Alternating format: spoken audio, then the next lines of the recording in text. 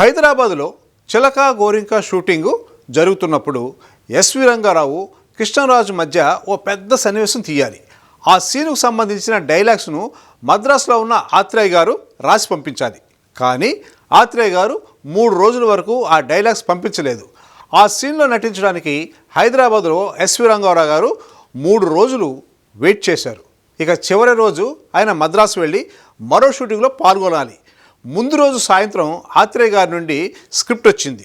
ఆ సీన్ చూసిన ఎస్వి గారు ఇంత పెద్ద సీను కొత్త హీరో కృష్ణరాజుతో చేయాలంటే ఈ రాత్రంతా షూటింగ్ చేయాల్సిందే అని కోప్పడుతూ, సరే ఇంకేం చేద్దాం, ఈ నైట్ అంతా షూటింగ్ చేసి ఇటు నుంచి ఇటు నేరుగా తెల్లవారుజామున ఎయిర్పోర్ట్కి వెళ్ళిపోవాల్సింది అని ఫిక్స్ అయ్యారు ఎస్విఆర్.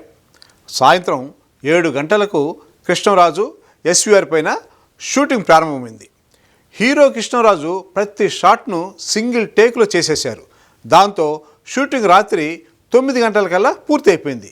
ఒక నైట్ అంతా షూటింగ్ జరుగుతుంది అనుకున్న ఎస్వి రంగారావు కృష్ణరాజు వల్ల 2 గంటల్లో షూటింగ్ పూర్తి అవడం ఆయనకు ఆశ్చర్యం వేసింది.